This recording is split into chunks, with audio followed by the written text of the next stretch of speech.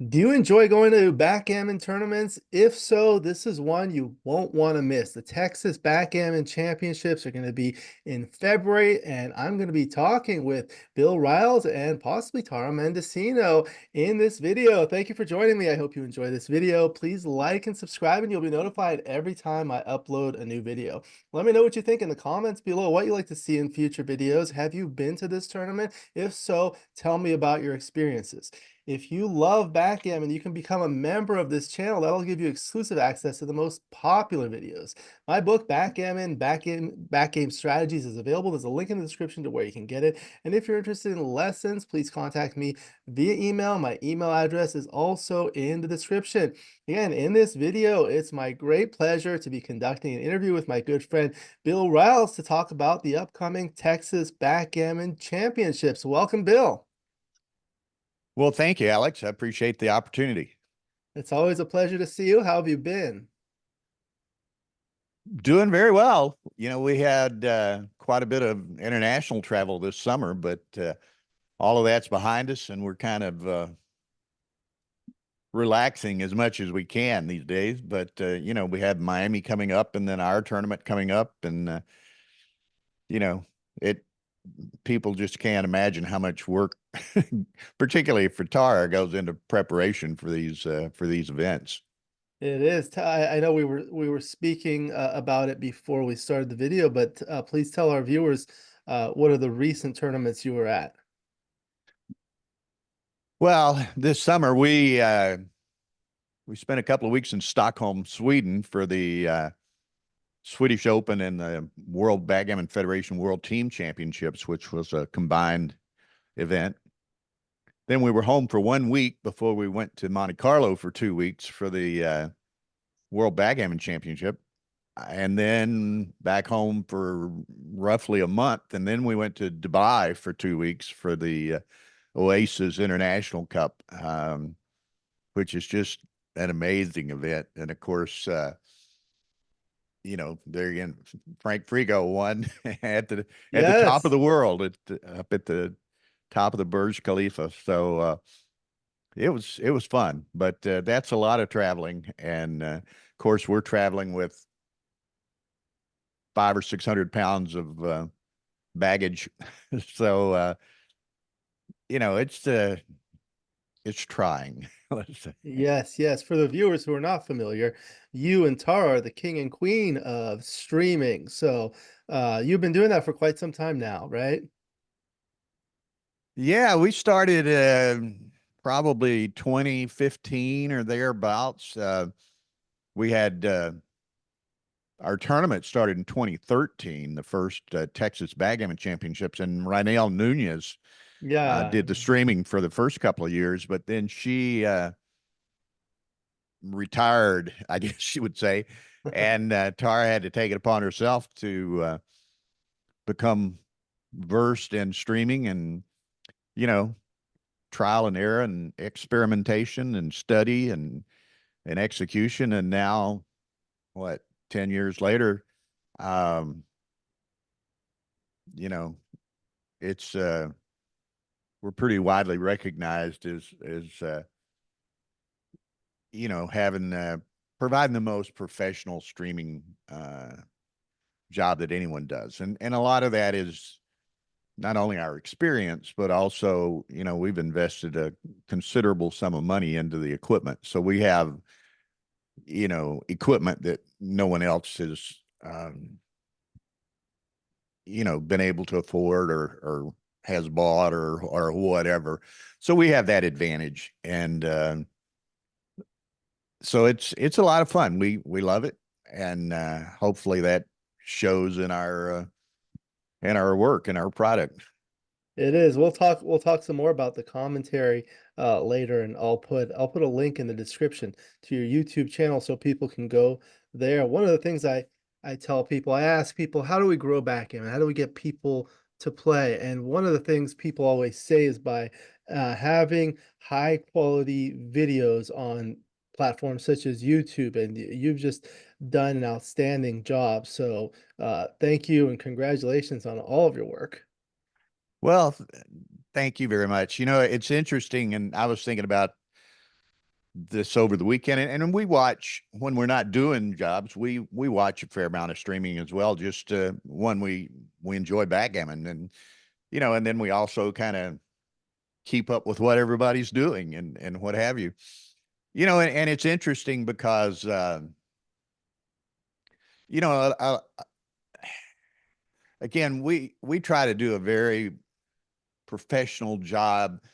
We think that what we do and the services we provide and the product that we provide is it promotes the tournament, it promotes the game, it promotes the players, and ideally, if it's of adequate quality, we think it ultimately will you know maybe be broadcast on other venues and this, that, and the other, and maybe even attract sponsors and so forth.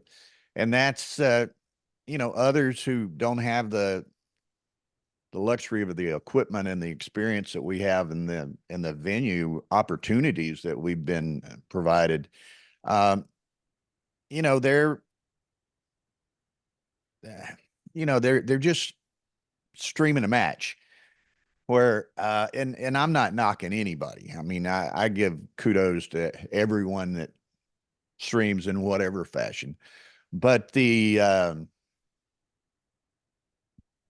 just we try to make it a virtual experience for those people who are unable to attend a given tournament, be it for whatever reason. And oftentimes we're working internationally, so it's quite expensive and whatever. So we try to, make it a virtual attendance experience for the viewers and keep them abreast of everything that's going on with the tournament and the brackets and and all the matches. And of course, typically we're streaming multiple streams, so we have the luxury of being able to pick and choose any number of matches and ideally not miss many key matches. Sometimes you may have a couple of great pairings on simultaneously, and if you're only running one stream, then somebody gets left out, and um, so we're fortunate in that, typically we're running two streams, sometimes three streams, as we did in Monte Carlo this year, and we'll do three streams in Miami here next month, and then in San Antonio we do 5 live streams. So Wow. it's a lot of work, but we enjoy it. You set the bar. I'm excited to talk about that. Let's talk about the upcoming tournament because that's the topic of today's video. Let me go ahead and uh, share the screen so we can see the website. All right. Be able to see that now? There it is. Yeah. Okay, so here we have a beautiful Texas Backgammon Championships. I know, just like I remember we were talking about these beautiful pictures. You want to start by telling us about that? This is the Riverwalk, right? Well, that's the Riverwalk. There's kind of a slideshow here at the beginning that shows a number of things. Again, this is the river with some of the tour boats that you know circle through the city, and you can ride one of those and get a tour guide and kind of see the whole city. This is the Alamo, of course, very famous site in San Antonio. And the Riverwalk, again, it's just miles on both sides of restaurants and shops and what have you. And as you can see, it's typically in many places, it's like probably 15 or 20 feet below street level. So you have this, and it's green, a lot of plants and trees and again, restaurants and what have you. And you have this quiet, very nice environment in the middle of a big city. And it just blows people away. I think I've told you in the past, it was funny. It's one woman who came to our first couple of tournaments, but I haven't seen her in a tournament in 10 years probably, but she was from Los Angeles or the Bay Area, one. And her reaction, she called the Riverwalk what you call it, like a kaleidoscope of restaurants or something of that nature. Amusement park of restaurants is what she said. So it's really pretty neat. And and we're fortunate to be really the only tournament in the States that has a downtown location. Right. So we're just blocks away from everything. And it makes it so convenient to take a bit of time out to go and visit some of the sites, to go to the Alamo, go to and there's an area called the Pearl District, which is just amazing. Um, the Riverwalk, and then there's just within, very few blocks all around, all kinds of fine restaurants and dining of all sorts. So it's very convenient. Yeah, that's fantastic. So let's talk about that. It's going to be at the Gunter Hotel in San Antonio, February 5th through 9th, 2025. Always you do it on the Super Bowl weekend, which I'm assuming that will be. And I know you live in the Houston area, but you selected the tournament to be in San Antonio. Was this some of the reasons why, the things you were discussing? Yeah, and Tara's originally from San Antonio, so she's Right. quite familiar with the area, and I've visited there any number of times. But it is a unique American city in that it's a heavy Hispanic influence. It's kind of an older city in comparison to, in Texas, Houston, Austin, Dallas, some of the more modern megalopolis type places. San Antonio is a bit smaller, although in the uh, city limits, it's like the 10th largest city in the United States. So it's quite a bit larger than many people imagine. But it's just, and it has everything's centered around downtown. So it's got this one focal point, one focal area that, you can see and do everything just within blocks of the hotel venue. And the the Gunter Hotel was built in 1909 or 1919 or something like that, and it's currently going through a $50 million total renovation. It is closed right now. It'll reopen late in the year, and but $50 million total revamp. So the entire hotel, the decor, the furniture, you name it, the restaurant, everything within the hotel is being totally redone, and we'll be not the first, but one of the first groups um, into what I kind of laughingly called here recently the new Gunter Hotel. So Yeah, we're looking forward to it, and it's going to be, what do they call it? It's still within the Marriott family, I guess, I but see. it's a, what do they call it? Tribute. It's a they have a class of hotel or something called the I see. Tribute group, which is typically smaller boutique upscale kind of hotels in downtown areas. So it's really a treat, and I think it's just going to be amazing. And even, I was telling somebody about this the other day. It's funny, they're redoing every room, and it has a musical heritage. There were a number of singers way back, jazz singers and this and that actually lived in the Gunter and wrote music in the Gunter and played in the Gunter. So kind of seizing upon that, they'll have in the new Gunter an actual recording studio.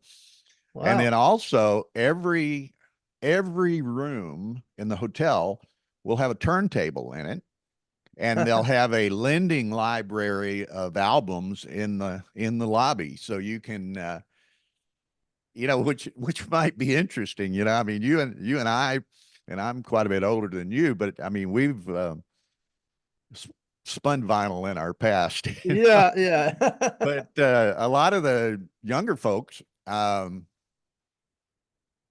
maybe that's an experience they've never had. But so that'll be kind of neat. And I know I mentioned that to a couple of aficionados of music and this, that, and the other, John Veter and Albert Stegg as an example, and they were both like, "Wow, that's pretty neat," So That's exciting. I know there are a lot of exciting things you have at the tournament, like the updates in the hotel, all the stuff in San Antonio. I don't know if I told you, but I've been in San Antonio once. It must have been about 20 years ago for a conference. And I remember I went to the Riverwalk and it was fantastic. The weather there is very, very mild in the winter times based on the geography. And I did visit the Alamo myself, and I didn't know too much about the history of the Alamo, but it was a lot smaller than I thought it was gonna be. well, once way back when, like, the Battle of the Alamo and this, that, and the other, it was a big compound, I guess you would say. It was uh, a large area with a number of buildings in it, and it was, had walls all around it and cannons on the top of the walls and this, that, and the other. And they, in 1836, early part of March, 1836, was during the war with Mexico. And Santa Anna, who was the, I don't know, general of the Mexican forces, they sieged the Alamo in the property in it. They held out for, like, I don't know, 14 days or something like that before they ultimately were overrun by there were like a couple hundred of Texans and 5,000 Mexicans or something like that. And some real famous names, Davy Crockett, Jim Bowie, and William Barrett Travis were three famous men of that era who were killed in the Battle of the Alamo. They were there. And but ultimately, once the Mexican army had overrun the place and killed everybody and this, that, and the other, they destroyed the entire compound, everything except the Alamo Chapel. That was the chapel. And because it was a chapel and sacred in certain regards, they didn't destroy it, so it remains today. Interesting. I didn't know that story. Okay, so let's go through. You've got some sponsors here. You've got Backgammon Galaxy. You want to take a moment to recognize them? Well, yeah, I mean, we've had a great relationship over a number of years with Backgammon Galaxy and Mark Olson and all of his crew, not only with our tournament, but of course we do the streaming and commentary for the World Championship in Monte Carlo as well. But and then oftentimes we with our tournament and with other tournaments, we will stream, particularly say stream one, which is the commentated stream, typically on the Backgammon Galaxy YouTube channel. They have like 30,000 subscribers. So it really gives a great audience for our streaming. So typically we'll stream, on Backgammon Galaxy YouTube channel, and then the other channels or other streams will be more often than not on the Ace Point Backgammon YouTube channels. In Texas, the stream one with commentary is on Backgammon Galaxy, and the other four streams are on Ace Point YouTube. And of course, a lot of people may be familiar with the UBC, which is the Ultimate Backgammon Championship Right. that Backgammon Galaxy has each year. And we have a UBC USA Championship, so we follow the exact same format of kind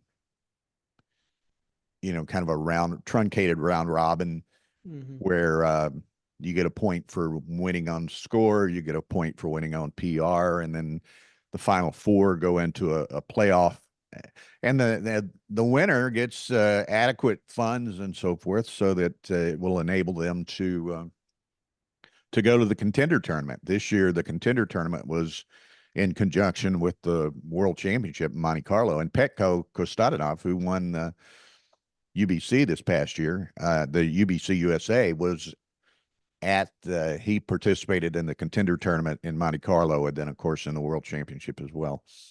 So it's really quite interesting. And as you know, and perhaps most of the viewers know, again, the UBC, you have to have the PRs immediately, the results almost, because it in some respects influences the progression of the tournament. So we have 5 live streams. We typically have 20 players in the UBC. So we have 2 groups of 10, Group A and Group B. So at any one time, there's 5 matches. So we have 5 live streams. And Mate Fair, who many people are familiar with his name, him and his group based out of Hungary, but he has transcribers and people all over Europe. So they actually live transcribe our UBC matches from the live streams. So typically within 5 or 10 minutes of the completion of a round, we'll have the match files. And so it's really pretty neat, the technology that's available to everyone. It kind of shrinks the world. And here we run in the UBC in Houston, and the transcriptions are being done in Europe, and then they send us the files. So it's really kind of neat. Yeah, yeah, that's fantastic. So let's continue, see what else we have. Also, Geoffrey Parker is one of Yeah, the they've been with us about 10 years now. And people are familiar with, Geoffrey Parker is the handcrafted leather boards that are just kind of the Rolls Royce of backgammon boards. They're just incredible. To play on one is just an experience unlike playing on any other backgammon board. So we've been very happy to have them as a sponsor, a name sponsor for the tournament for a number of years. And the championship division winner gets a voucher good toward the purchase of a Geoffrey Parker board. Yeah, those are fantastic. I remember even when we played the match against the XG, we used the Texas Geoffrey Parker board made by Rain, and even playing Yeah. on that is beautiful.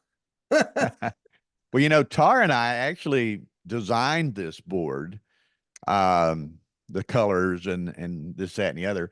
And it has, the Geoffrey Parker logo and the Texas logo on it, but they're kind of a embossed gold, as you can see there. And they're really kind of unobtrusive to play Right. on it. They actually don't look as bright as what you see in that picture necessarily, but they, it's funny, this particular board has become one of the most popular color schemes for Geoffrey Parker, and they'll sell the Texas board without the logos, of course. Right. But we allow, if a Texas champion wants, to buy the board and have the logos put on it, then of course we allow them to do so. Right. And early on, the first 4 or 5 years, they actually it was a full-size Geoffrey Parker board went to the winner. So, and those were had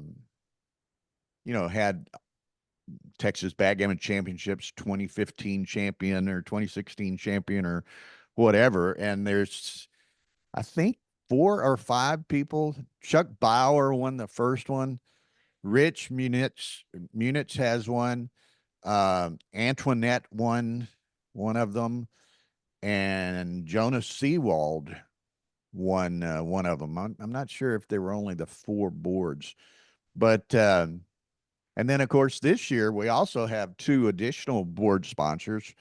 Are they further We down? have, I'm sorry. Are they further down on here? No, they're not on the Oh, website. okay. I don't think, but they're Primo. They're on the brochure, in the brochure. Okay. Primo is used to be, what was it? Gamblicon, and The now it's Gamblicon. Primo. They're beautiful. Yeah, they're a beautiful board, and it's actually a Uh, design scroll down to like there's Oh, an let me see insert how if I can scroll all the down. way down to the bottom. She's Oh, telling me. okay, yeah, yeah. Yeah, there we go. Let me. Primo and Legacy. And the Primo board, and you can see a little bit of it there in that photo. It has embossed longhorns on all the leather. So on the Yeah. outside of both outside surfaces of the board, when it's closed, has longhorns on it. So this year, kind of our signature event is the Malcolm Davis Longhorn Classic. Yes. And of course, the trophy is a bronze longhorn figurine, which has become, and it's played out just like we wanted it to. We wanted to have a kind of a signature It looks like this. trophy that people would recognize and know what it is, and it's really become perhaps and maybe I'm biased doubtlessly, but I think it's the most recognizable trophy in backgammon. If you see it, you know what it is. And it's been, I think we've had it 11 years, and no one's ever won it twice. And Yeah. it's I mean, a who's who list of winners. I mean, you've got Mochi, Michi, um, Sachs, Ed O'Loughlin, Arkady Sinise, Jonas Seawald, Victor Askenazi, John O'Hagan, um, and I'm forgetting some obviously, but it's just a who's who. Bob Glass won it one year, a who's who of backgammon superstars. No one's ever won it twice, so we're still looking for that repeat guy. And then the legacy boards Yes. are Bill made in Shea. North Carolina. Yeah. A guy by the name of Bill Shea and his wife make these, and they're made from actual slices of wood, tree trunks, and so forth. They're kind of a natural wood. Oftentimes, maybe they have a little bit of an irregular shape, um, and they make table boards and board tables. A table board is one that sits on a table, but it doesn't fold. Um, Table boards or board tables are actual have four legs, and it's a regular piece of furniture. So we're proud to have Legacy as a sponsor as well, and in fact they'll be sponsor in Miami. They're sponsoring all the boards for the three streams in Miami will Oh be yeah, I Legacy did an boards. interview with Bill Shea that his work is really beautiful. It's like furniture that has a backgammon board in it. Yeah, so it's we're looking forward to that. So we'll have a legacy board. We're not sure exactly how we're going to end up. Probably have a board tournament or something of that nature for Yeah. the legacy board. Yeah, And that's so great. anyway, And next is the live streaming. So you mentioned it, but like people really don't know uh what the experience is like. For example, one of the aspects I really enjoy about your stream is the interactive chat feature. Because like I was watching some of the other streams and like the chatters can chat with each other, but not with the commentator. And I really like that. How did you come up with that idea? I don't know. I don't guess it was conscious or by design, but uh, you know, I do commentary, and I like to read the chat just to see what's going on, because oftentimes people, maybe they can say, oh, whatever, the sound's not just right, or the board's crooked, or whatever. And you pick up a lot of things like that. But then I just started making it such that an interactive session. So if they have questions or comments or suggestions or what have you, then it's an interactive session with them, and people love that. They just love it. And they like to hear their names called out on the stream and I what have do. you. And oftentimes I see somebody come into the room, people in the chat room that I know or something. I acknowledge them when they come in and what have you. So it's just, again, it's that virtual experience sort of thing I was talking about earlier, that we just we try to include everyone in it. And oftentimes, as you know, I'm have guest commentators who typically are, very good players in their own right. And so they participate that in as well. So and sometimes, say it's, pick somebody, Sebastian Yeah. Wilkinson or Victor Askenazi or whomever. Well, you know, people get a chance to see these guys because we employ commentator cams that sometimes are shown. And, they get to see these guys, they get to listen to them, they get to kind of get to know them a little bit. And I think it's very important that, it's like you look at any game, any sport, whatever, as we hopefully broaden our horizons of broadcasting and people seeing it. It's neat to have you got to have stars. I mean, you look at tennis or baseball or soccer or whatever sport, Right. basketball, you name it, chess, whatever. They've got stars and personalities that people can identify with. And man, I really like that Mochi guy, or I really like Akiko, or whomever, and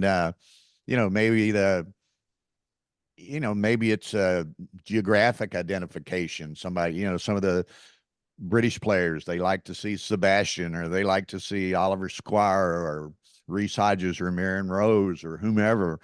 And it's just it's kind of a neat thing. And it's kind of interesting, and you probably know this. Over the years, we've kind of by luck of the draw, in certain regards, we've kind of found and identified and introduced a number of the uh, commentators to the game. I mean, 7 or 8 years ago in Chicago, I got Justin Knoll, kind of called him out of the crowd and threw him in front of the camera to do commentary. And now that's a major portion of his. I mean, he's a great player and gives great lessons and all, but he's a huge commentator as well. Um, this year in Stockholm, Marion Rose from the UK, and it was funny. She had been sitting behind me for 2 or 3 days, while other people were joining me, and she was making comments and obviously was knew what she was talking about. And there one day, I think Steve Sachs was with me, and Steve had to get up and go play a match or something. And I just turned to her. I said, Marion, get out of the peanut gallery, come up here and sit down. And she, as you might expect, and she, oh, I don't want to, I don't know that. I said, no, come up here and sit. And she just was a natural. And now you see her doing commentary all the time. And so it's kind of fun to, you know, to discover new talent, if you will. And, and that's some of the guys nowadays. Ryan Rebello is great Yes. at it. Joe Urso is really, uh, he likes to do it. It's almost, we almost have to fight people off I know. I know. because so I've many done that. people want to do commentary. And of course, I mentioned Justin Knoll, and he'll be our dedicated commentator in Texas, as he was in 24. He will be in 25 as well. So, and that's one of the things, and maybe I'm getting ahead of myself a little bit, but kind of natural segue here. We have such a um, formidable international staff. We have, in addition to Tara and myself, we have as kind of like co-executive director Jesper Carlson from Sweden, who's just an incredible talent. Everybody loves him. We have Jason Grandstadt, who's Jorgen Grandstadt's son. Is Jesper's assistant. This year we'll have Justin Knoll doing commentary. We've got Aviv Ziva from Israel doing the XG live feed. He's done it in Monte Carlo for 3 years. He was in Texas in 24. He was in Dubai here a couple of months ago. He'll be in Texas again in 25. And then we have a guy named Nesh Arsenijevic, Yes. who will be in San Antonio. He's kind of made a real name for himself over the last couple of years at a lot of big tournaments in Europe. Tremendous videographer and photographer. Has made a number of short documentaries, which you can find. Nesh Production is Right. his. Right. You can go to Right. his YouTube channel or whatever, and just a great guy, very personable, friendly, hardworking guy, and everybody just loves him. So I think that will add considerably to our staff. And then, of course, we have Jonathan Hardegree will be with us this year from Atlanta, and a lot of the Americans are familiar with him from his work in Atlanta and Chicago with Rory and several other events. Yeah. Yes, yes. Thank you. I know you did introduce me to Nash, and I'm going to be doing an interview. So thank you for that. And I agree with basically everything you said. I really enjoyed Marin Rose's commentary. She was fantastic, and I know you had a really good commentary match when you did that one with Sebastian Wilkinson. I believe the match was between Chris Rogers and Victor Ashkenazi, if I'm not Yeah, mistaken. that was, in my estimation, that was the best streamed match from a total perspective. The audio and video production, the match and the players and the circumstance. It was in the undefeated semifinals of the World Championship. It was very competitive, tense, intense match, and Sebastian is just incredible, and he and I really had some nice chemistry. And if anybody's got to watch one match to see what it's all about, that's the match they should watch. That's the one. And I really like how you can see here you have, of course, the board and it's really visible. And you have the multiple cameras. I really like the player cam as well as the commentator cam because it's really nice to be able to see that. And it's just like perfect. And you do like all sorts of stuff to make sure the dice are visible. Tell the viewers about your magic dice, please. Well, in generalities, we'll tell you about the magic dice. We 3 years ago, I guess we started. Uh, we do some treatment work on the dice, I guess you would say, to uh, to make them non-glare. And of course, in streaming matches and either live transcribing or transcribing after the fact from videos, glare can oftentimes be quite a significant problem. So we generated our magic dice, and we always have, you know, depending on the number of streams, but in Texas we'll probably have 10 pair of magic dice so that Right. I think that's we can very address important. that. Yeah, that's very important because when I do the commentaries, I think they're like the two most common pieces of feedback are number one, they can't see the dice, so that's important. And number two, it's always better when there is a commentary than when there's no commentary, regardless of who it is. So this is fantastic. I know sometimes you put the XG feed, and I think that's most while the XG feed with the analysis is good, sometimes there's like also a duplicate board, which I guess it's good if you can't see the dice, but otherwise it kind of duplicates things. I really like the layout that you use. It's Yeah, fantastic. as you say, oftentimes, well, when we have an XG live feed, which is we have it at Texas, we have it at Monte Carlo, we had it at, well, to a lesser degree in Stockholm, we had Aviv in Dubai, but as you might imagine, I mean, a live XG feed's pretty labor intensive Yeah, to to put together. But when we do have a live XG feed, it's in the lower right corner of the screen as you're looking right. at there, and we'll turn off the typically perhaps either show the player cam, which would predominate, or the commentator cam, and switch those back and forth a little bit, but keep the XG feed in the lower right corner. And another thing, and these, let's see, these screens are from Texas a year or two ago, but another thing we introduced in Dubai, I guess we we've gone to longer boom lengths Oh yeah, on tell our us about that. tripods, so our player cam has a wider range of view due to the fact that we can move the boards further away. And so that's kind of neat that, used to we would, if people weren't kind of sitting up to the table as Victor is there, Yeah. uh, Giancarlo, you couldn't really see him there. But now we have a wider range. They're moved back further, Okay. so you can see it much better. Do you attach them to the boom? Well, the boom is a longer telescoping boom Oh, I see. than what we'd used before, and it actually is because of the link. It's actually a Oh, okay, good. counterbalanced boom now. So it's Okay, so very good. Let's see, what else do I have? That's pretty much everything I had questions about, but let's go to perhaps the schedule of events.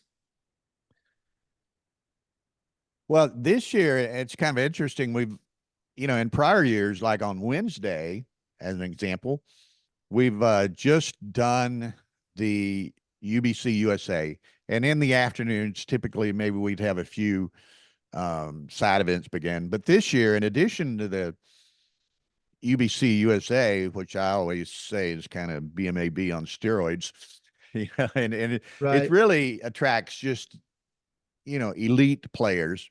But this year, we're actually going to have on Wednesday an actual Players Cup BMAB as well. So everyone, regardless of their skill level or appetite or whatever, can play in those PR related competitions of some sort. And so that'll be kind of neat that we have the UBC USA in addition to the Players Cup BMAB event. So for the viewers that are not familiar with it, how is the BMAB Players Cup different from, of course, the UBC tournament, but also a regular tournament? Well, the Players Cup, again, they it's typically a truncated round robin. So, again, say they had 40 players, so you got 20 matches at one time.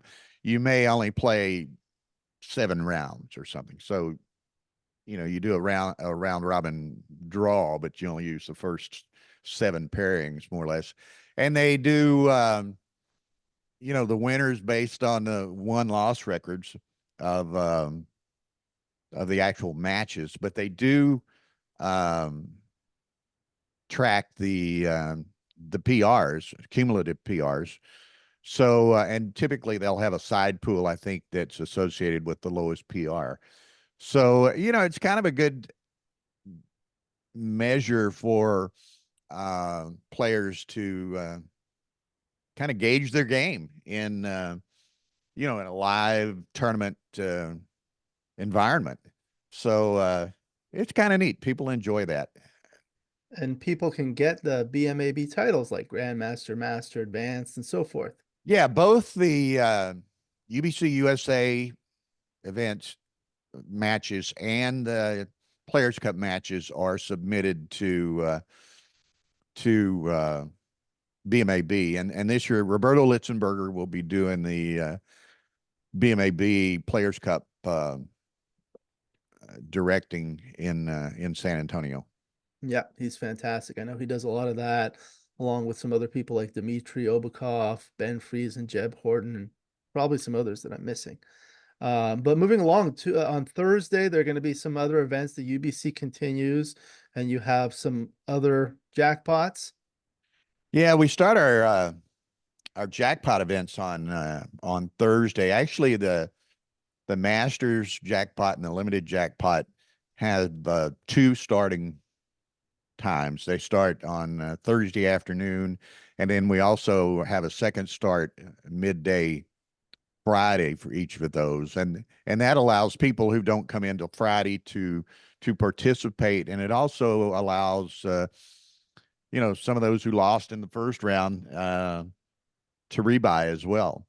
So it's it's a lot of fun. I mean, we play a lot of matches, and Sure. I know in our Longhorn Classic this year, and it's interesting. We had a field of 48 with only one rebuy. There were 47 unique entries in the Masters jackpot this year, and Wow. that's at that is generally traditional. That's at a higher entry um, fee than the championship division, as an example. So it's kind of a, I don't know what we want to call it, a step up from the championship division to the Masters. So it's a little bit Right. um, stronger field, typically smaller field than the championship. This year we had 107 in the championship division and 47 unique entry in the Masters. But it's kind of interesting. Ian Terry, who perhaps is here in Houston, he's a good friend of mine, and he's kind of a numbers nerd of sorts too. So he does a lot of, he's on the eligibility committee as an example of the USBGF. He tracks all kinds of things. And he said, and this comes from him, but I like it. And he said in 2024, this year in San Antonio, the championship division and the Masters jackpot were in his experience the two strongest fields ever in the ABT.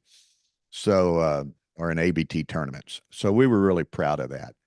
And what's amazing too, the last 2 years in 2023 and 2024, we had 99 in the championship in 23 and 107 in 24, just incredibly strong fields.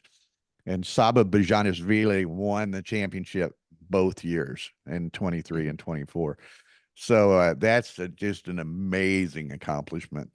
And, so I guess we'll see if he can three-peat this year. That's I, right. I was I was talking to I know you watched a lot of it too, and I watched some of it the Colorado tournament this weekend. Yeah. And Jerry Tansey Oh yeah. almost made a clean sweep, and so I'd sent him a email yesterday morning. I guess I said, "Hey, I hope you save some of that money for Texas." He's never been to Texas. The job that he's had, he was in the tax business in some fashion. Oh, So that was always in tax season before, and he couldn't come. But now he's changed jobs, and he said, "I will definitely be in Texas this year." if I'm So not mistaken, is he in St. Louis? Is that where he lives? he's in St. Louis, yeah. That's right. So the field just got even stronger.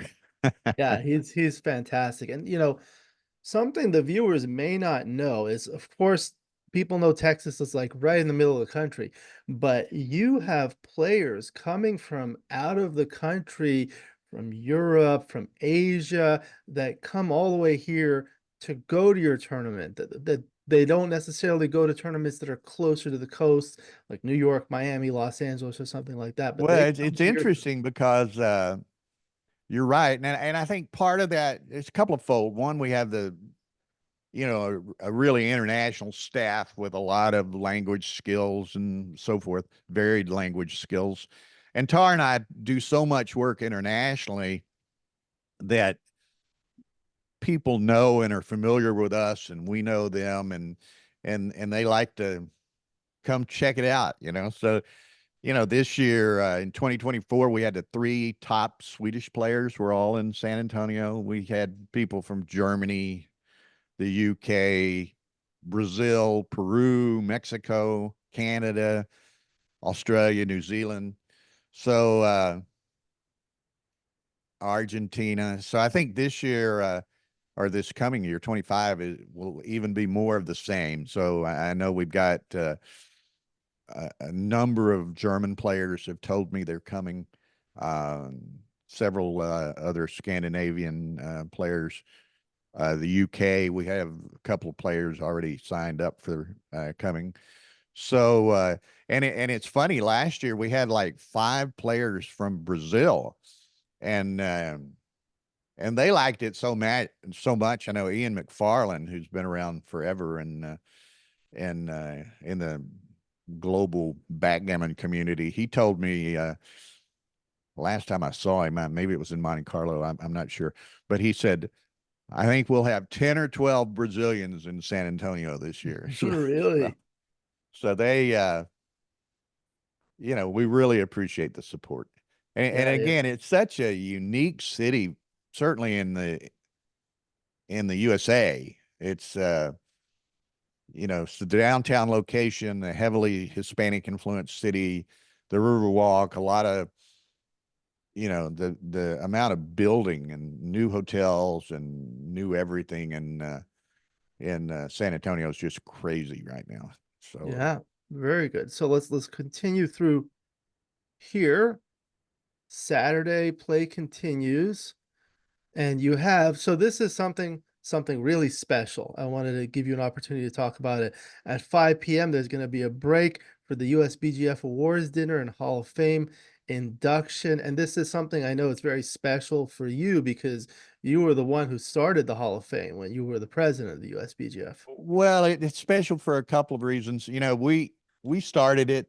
2015 was the first year, and we hosted it for 4 or 5 years initially, before they started moving it around a bit. So we've got a little bit of I don't know what we want to call it, experience and pride in having started it.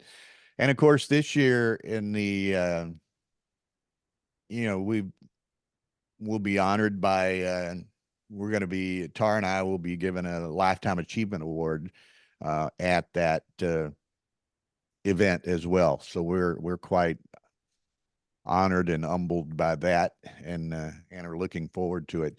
And it's at a place called, as you can see there, the Buckhorn Museum, which is only about a block and a half down Houston Street from the Gunter Hotel, but it's a Western museum. It's on the second floor. The first floor is kind of a restaurant and bar kind of thing. The second floor is the museum, but those rooms are also you know I don't know, they host dinners and I don't know, meetings or whatever.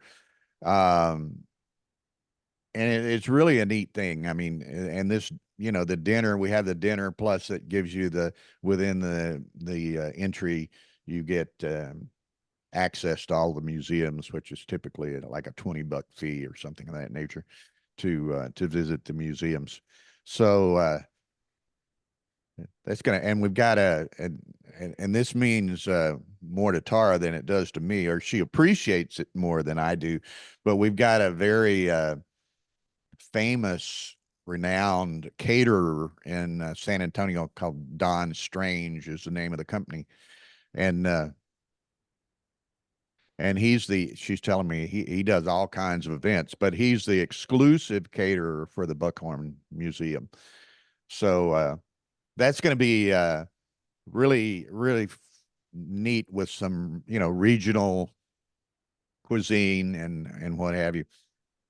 A lot of photo ops. We were talking because, again, Nesh Arsenojevic is going to be there, and he'll be at this event with all of his photography equipment and video equipment and so forth. So we're going to try to set it up such that, there's a couple of good photo op sites that people can get their picture taken while they're at the event. And so we think that'll be fun.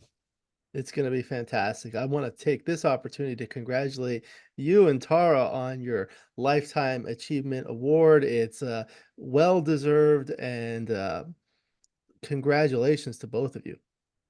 Well, thank you very much. We, it's nice to be recognized by your peers. And you know, we've always been blessed with a tremendous amount of support from the backgammon community to our tournament and to our streaming and commentary operations. So it means a lot to us. Yeah, backgammon and the USBGF wouldn't be the same without the two of you. I think it's long overdue, in my opinion. Um, very good. So let's continue here. And on Sunday is the final day. This is the day of the Super Bowl. So you'll have the conclusion, the finals, and then the Super Bowl party. Yeah, we always, you know, it's interesting. You go back to the first year of our tournament, and at that time we were at the Minger Hotel, which is an even older hotel in San Antonio. It was built in 1871 or something like that. 1859, Tara's saying. But and it's right next door to the Alamo. But the first year, and it's kind of coincidental in certain regards, but our tournament was the weekend was on the same weekend as the Super Bowl. So we had a Super Bowl party in our director's suite, which was the presidential suite on the top floor of the Minger Hotel. And it's funny that year, first few years, Mike Sabodny came to San Antonio, and he had this suite same size immediately below us. Really? So we had a Super Bowl party, and Mike had like a private Super Bowl party that he invited all his friends to, and he had it catered and everything. Martha Gallo was his I don't know, mistress of ceremonies or whatever. She organized everything and greeted everybody. And he'd invited me to come down there. So at one point, like in the second half, I stepped down there just to, you know, say hello and thank him for coming and all this kind of stuff. And there was a really nice foyer in those big suites. And, you know, we were standing there talking in the foyer, and people everywhere, just both ours and his were just chock full of people. And I said, well, Mike, what do you think about this weekend? I said, next year we have the option of doing it Super Bowl weekend again or doing it the week after. You know, I said, what do you think? I value your opinion, you know. And he looks at me and he kind of spreads his arms out and he says, I kind of like the party. You know? Yeah. So so ever since, it's always been Super Bowl weekend, and that's worked out great for us. Yeah. You know, and it's kind of funny because, you know, almost certainly in the United States, most tournaments uh, are more or less weekend tournaments. Maybe sometimes they'll start on Wednesday or Thursday, but typically they end on Sunday, and people want to get back home and go to work and whatever. But traditionally, probably half the attendees at San Antonio stay over and don't leave until Monday, right? So because they want to watch the Super Bowl. yeah, and that's kind of neat. They want to watch the Super Bowl and, you know, socialize with everybody. And, you know, and it's kind of funny. I always laugh with people. You know, San Antonio is one of the larger tournaments in the United States. Um, and it's kind of interesting. We always have, you know, the real measure for hotels and the deals you get, this, that, and the other, is how many room nights you sell Right. within a tournament. And San Antonio blows anybody else off the stage in the United States, where a lot of tournaments, you know, if they get 100 or 200 room nights, they're doing good. And we have over 500 room nights every year. And the reason for that is that San Antonio, there's no local players. So everybody comes from out of town. So everybody's staying in a hotel. You know, and you contrast that with Los Angeles or Chicago or New York or other places where they have you know, a pretty good percentage of their players are local, who many of them, you know, Yeah. drive back and forth from home, and they just don't rack up the number of room nights that we do. And the hotel, let me go back. The hotel fees are very competitive. Is it 179 Well, it for the is. I room? mean, as everything else is nowadays, the you know, prices are going up. Now this year, and again, that Gunter's will have There's just undergone a $50 million uh, renovation, refurbishment, renovation. So our rates are up a little bit this year, but this is some wow. of the renderings of what it will look like.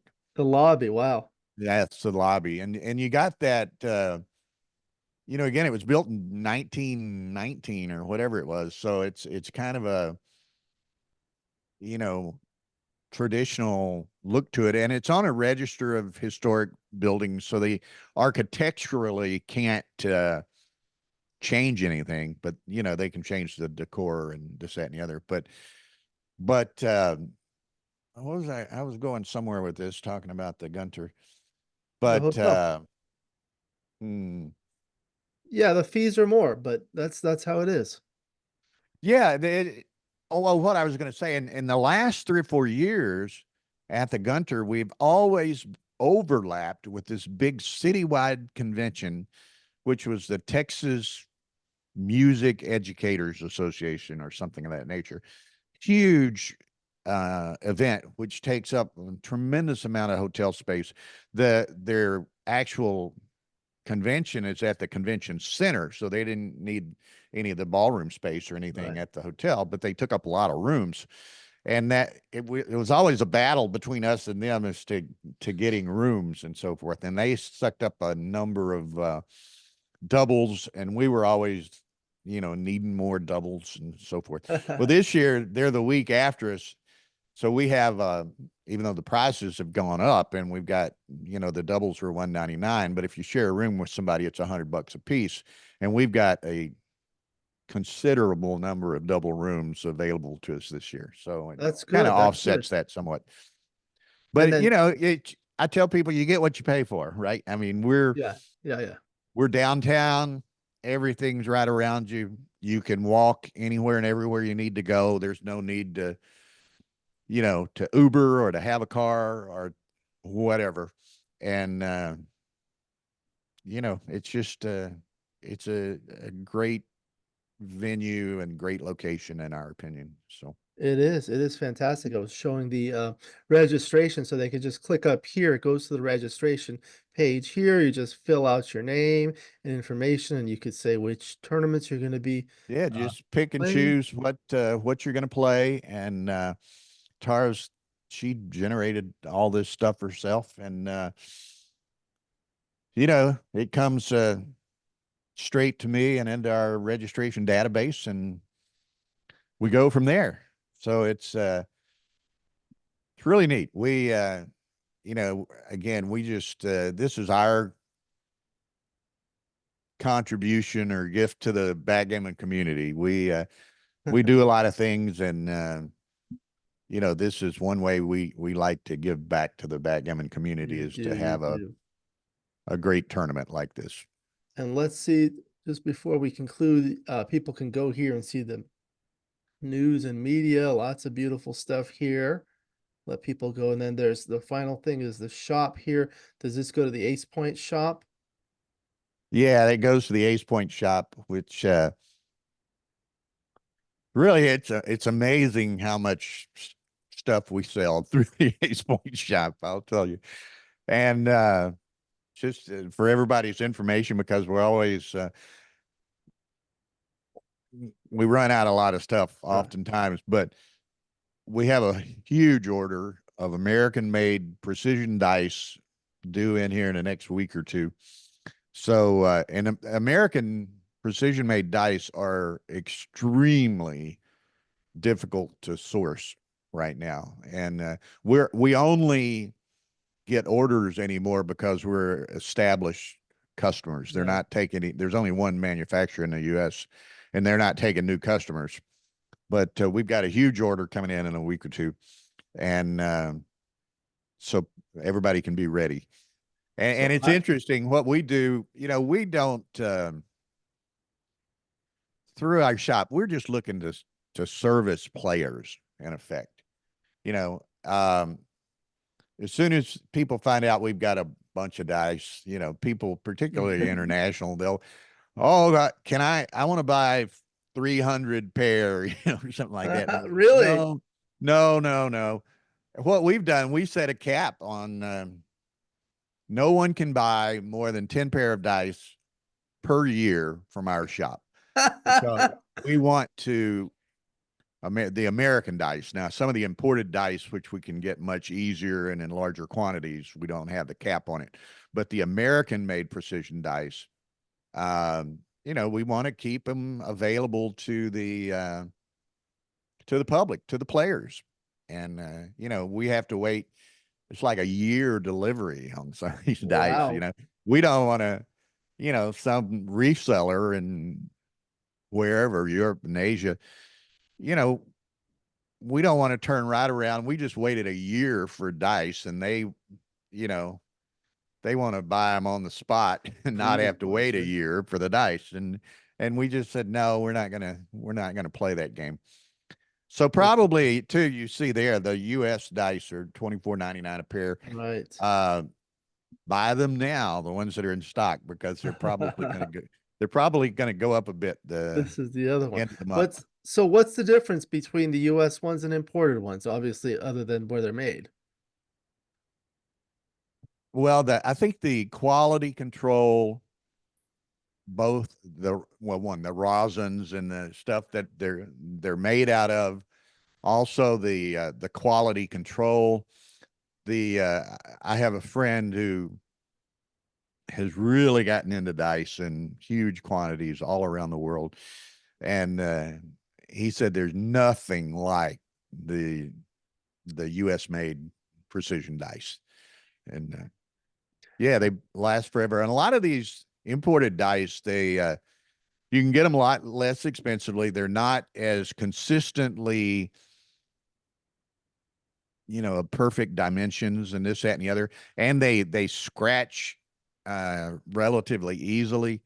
So it's just, it's like anything else. Like I said earlier, you get what you pay for. Yeah, I was gonna tell you that. Yeah, and on the Yeah. imported dice, and we just sold a large order of them this week. But on those, we 50 pairs or more, and you get a 25% discount. Oh, nice. So that's about, I think that's 11 and a quarter. So you can buy as many as you want of the precision or the imported precision dice for 11.25 if you're over 50 pair. But it's amazing. Yeah. How much we sell baffle boxes, scoreboards, scoreboards, and dice.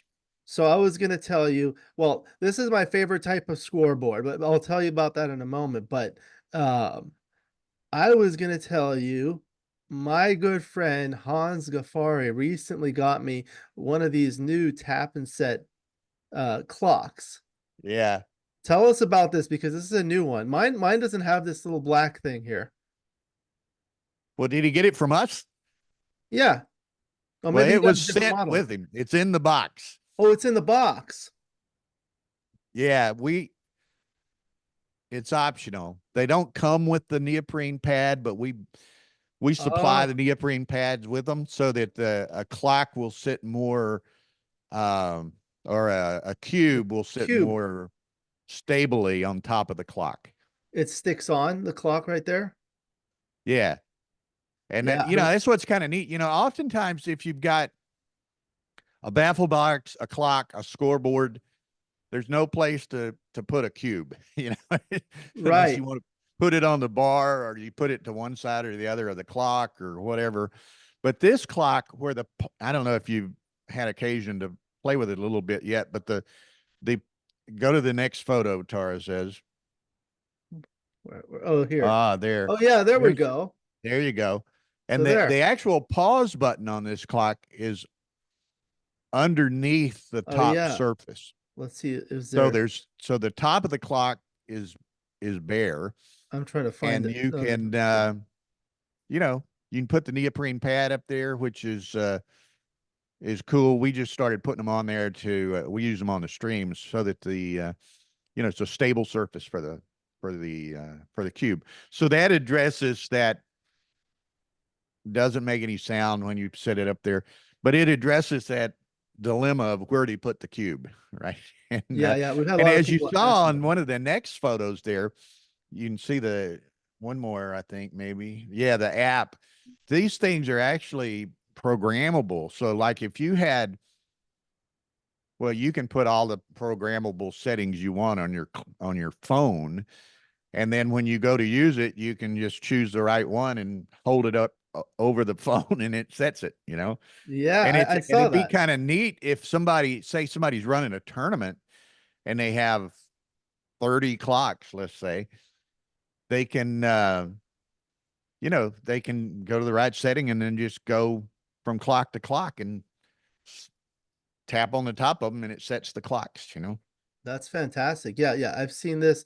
I tried putting a cube without the neoprene and it kind of slips, but this is Yeah. actually So very that's why helpful. we put the we send them out with neoprene in a little Tape? plastic pouch, but you Okay. can put the neoprene pad on there. Oh, I've got to get that from If him. you're missing one, we'll get you one. You know? No, I'm sure he has it, but I'll ask him.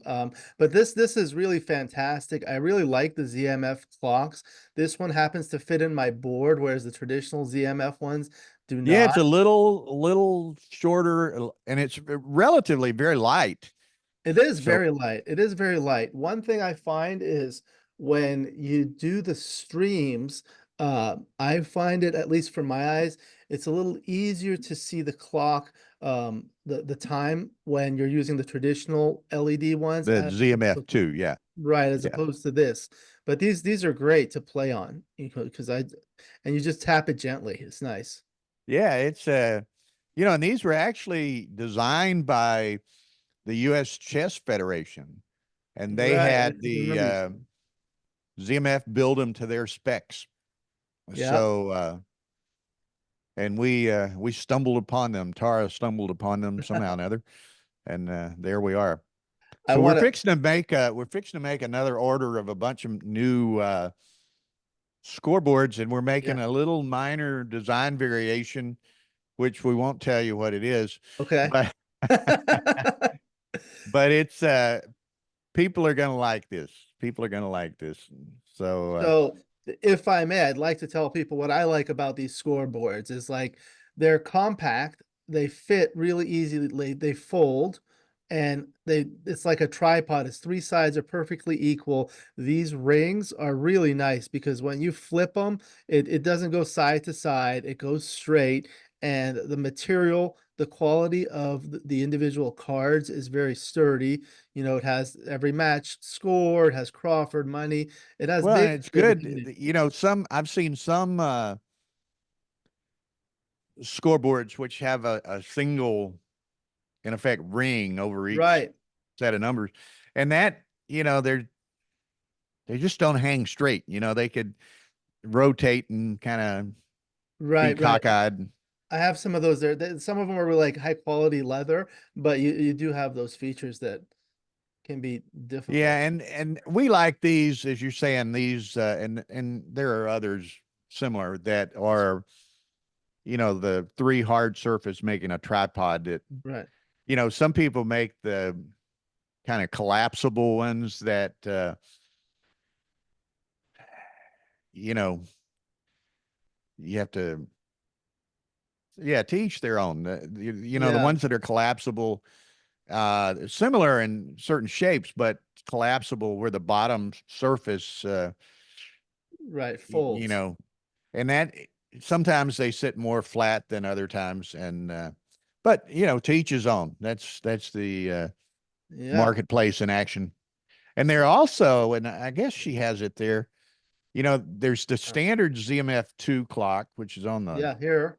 left, I guess, and the well, that's the three different kinds. Then we have the tap and set clock. We also have the ZMF2. I don't know if she has one there. It's the leap, There's the one tap that and- has two. ZMF Pro has the time on two sides. Oh yeah, you were telling me about that. I don't Yeah, see that here. she hasn't photographed it, but like where, the one you're looking at there, where it has the beveled face on the front, Right, the other one the Pro has a beveled face on the back as well. So from either wherever you are around the board and this, that, and the other, you can see the right, time. right, right. Very good, very good. Okay. Yeah, So, those are pretty expensive because they're, it's quite a bit more, yeah, yeah, I guess, instrumentation within it as well. So, yeah. yeah. All right. So let me go ahead. So, anyway, that's kind of where we're at and what we've got coming up with the tournament. And, we're excited. We always get excited, and we've got a lot to do. Uh, And Tara is showing the yes. dachshund is So asleep here. a few Mister. things before we conclude. You Yeah. want to tell us a little bit about Guinness for the people who are not familiar with him? He's a 8-year-old miniature dachshund, and you can't really tell it here. Perhaps he's sound asleep, but he's black and tan in color. And if you there's a cocktail called a black and tan, which is Really? made with Guinness ale. Ah, So Tara named him Guinness I see. because he's black and tan. And it's kind of funny. Occasionally, we'll be out at the park or wherever with him, and people are, oh, what's his name? Guinness. And Mhm. some people will catch it right away. Oh, black and tan, so Right. but he's he's kind of funny. We tease that we bored him when we travel so much. And he stays at this Student Airline Pet Resort and Spa, which is adjoining the Student Airline Vet Hospital. It's owned by the same people and it shares a common wall and everything. But he has the presidential suite. He stays in. That we always tease it's way too expensive. Tease him that we're going to have to make him go to work, but That's he's fantastic. resisted so far. Very good, very good. Speaking of Tara, would she like to make an appearance and No, say hello? she's sitting over here giving the She's behind the hands off. camera. One time I saw her on a stream and I was like, that's what Tara looks like. Yeah, she did a little commentary there in Dubai, I guess, was it not? One And of those tournaments. but she's cleaning, she's listening a little bit, but she's also cleaning the aquarium over there. So she regards Oh, herself as not in front of the camera ah. condition right now. So I used to have an aquarium. It was a big saltwater fish tank. What do you have?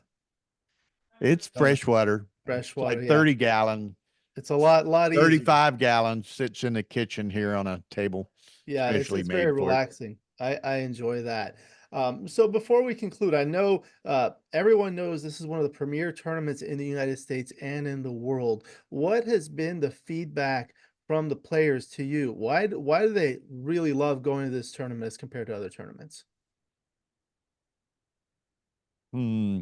I don't know. I guess it's several fold. One's the location and the venue. The people love San Antonio and the Riverwalk and the Alamo and Pearl District and everything else. The staff, a lot of people come just to see Jesper every year. I mean, it's amazing, and he's one of these guys. It's amazing to me. I mean, we can have, close to 200 players there across the various divisions. And by the end of the first day, he knows everyone's name. And remembers a lot of them from prior years, and they come up and start talking to him, oh, how you doing? Good to, it's just that sort of thing. And and Tara's laughed. She said they come to see the TVs, the streams, and the Yes, the streams. That's a big thing because it's like you have the most streams. You're famous for it, and it's just like you were telling me one time someone thought it was like an ESPN studio. Petco made that comment. We took Uh-huh. him behind the desk there one morning before anybody was there, and he's just like, "Oh my God," And it's funny. You might have seen. I think you did because I saw you liked it. I posted here a few weeks ago kind of a walkthrough video that Taran made at the Yeah, 2024 tournament. And, she passes by all the streaming stations, which every one of them, has its own large screen TV and yeah. everything. And it really blows people away when they first, you know, first attend the tournament maybe, and they walk in. I know a couple of 3 years ago, John Perner showed for the first time, and before that, I remember Cara Schultz came, and I mean, her mouth was just hit the floor like, oh my God, this is amazing. And so it's kind of neat, and we have like over 11,000 square feet of contiguous space, playing area, and so forth. Wow. And including, and you saw it on some of those pictures from the brochure and and even from the website, there's a terrace alongside that Yes. overlooks Houston Street. So it's a, glass roof, glass walled, 200-foot long terrace that is where our commentary and Right. is. But we also, utilize the back half of it with playing tables and all. So a lot of people like to sit out on the terrace. It's air conditioned. It's open air to the remainder of the playing rooms, but it's kind of a neat spot. And at night, all the lights of the city and so forth. I know it was 2 years ago. I guess it was funny. There's a theater, I don't know, performance theater right across the street from the Gunter, called the Majestic Theater. And a couple of years ago, year and a half ago, I guess now, there was what was it? Some Disney type musical was Aladdin, Tara's telling me, was going on. And every night, I mean, it's kind of neat. You're in the middle of downtown, right? And there's just shoulder to shoulder, wall to wall people up and down the street right in front of the hotel and all. It's not like, you know, you're out at some airport hotel and there's nothing around you for for a mile, it's just right in the center of this big city. So, and excuse me, people love that. And it's Yeah. only, I think, from the airport to downtown San Antonio is only like 10 or 11 miles. So it's not far at all. And Yeah, it's not like it used to be. People just take an Uber or something from there to the airport. yeah, I get tickled, and some of the Europeans who are more accustomed to public transportation and this, that, and the other. Like, we always laugh. Jesper always takes the city bus from the airport to the Gunter for like $1.25 or something like that. And even last year, uh, Jorgen Grandstedt and his wife Liz were there, and they went to a couple of different places, doing some shopping and this, that, and the other. Out to some mall or something that's out away from downtown somewhat. And, they come back to, oh, we went over to such and such. And Tara said, how'd y'all get over there? Oh, we took the bus. And she's like, that's a obscenity in her vocabulary. You took the bus, That's how the to them, Europeans that's are. just Yeah. no big deal, and, Yeah. so anyway, and by virtue of that sort of thing, I mean, we get great word of mouth, like in Europe, as an example. I know I was in Dubai. Tobias Hellwag, who's been to San Antonio before and Yeah. loves it, he uh, he did a bunch of commentary with me in Dubai, and he's telling me that they're playing on right now. He and Andreas Hess are coming to San Antonio this year. And, it's that kind of word of mouth, all the Swedes that come, go home and tell their friends and Yeah. everything. And so it's kind of neat. That's fantastic. It's really an outstanding tournament. It's been such a pleasure speaking with you about it. Very excited. A lot of people going to go there. I'm excited to watch the stream. I always do that. Wake up early to watch your stream. So the 2025 Texas Backgammon Championships, the Gunter Hotel in San Antonio, February 5th through the 9th. 2025, always on Super Bowl weekend. And congratulations again to you and Tara for receiving the Lifetime Achievement Award from the USBGF. Long overdue, in my opinion. Do you have any other final comments before we conclude the video? No, we just we're excited. We got to get through one more gig in the interim. We're streaming the first Miami Open here in 3 or 4 weeks, whenever it is.